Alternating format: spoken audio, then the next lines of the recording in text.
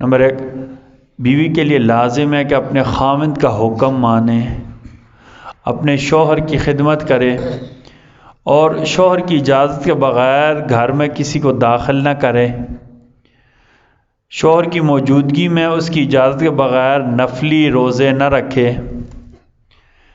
میاں بیوی دونوں پر لازم ہے کہ ایک دوسرے کی کمیوں کمزوریوں کی پردہ پوشی کریں، لوگوں کے سامنے بیان نہ کریں، ٹھیک ہے۔ اچھا، قناعت اختیار کریں، ٹھیک ہے۔ اگر خاوند یا گھر والا بات کر رہا ہو تو بیوی خاموشی سے سنیں، بیچ میں بولنا یہ آداب کی بھی خلاف ہے اور شریعت کے بھی خلاف ہے، ٹھیک ہے۔ شوہر کے گھر والوں کا اکرام کرے، شوہر کے گھر والوں کا اکرام کرے۔ اچھا، پڑوسیوں سے تعلق رکھے لیکن ان سے خاوند کی اجازت کے بغیر ان کے گھر نہ جائے۔ اچھا، پوری توجہ اپنی اصلاح، گھر کے نظم اور نماز روزے کی پابندی کی طرف کرے۔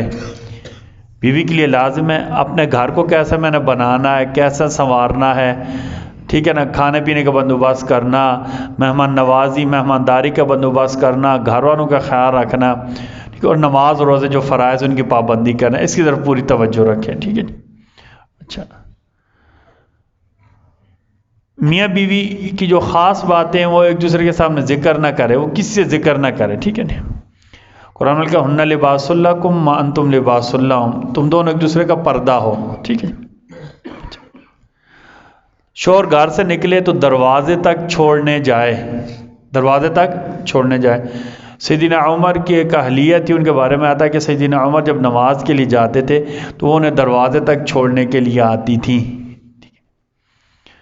بغیر کسی وجہ کے ناحق طلاق کا مطالبہ نہ کرے۔ کل انشاءاللہ باذن اللہ تعالیٰ ہم نے بیان کرنا ہے شوہر کے ذمہ بیوی کے حقوق اور آداب کیا ہیں۔ ربنا تقبل منا انك انت السميع العليم وتب علينا انك انت التواب الرحيم برحمتك يا ارحم الراحمين۔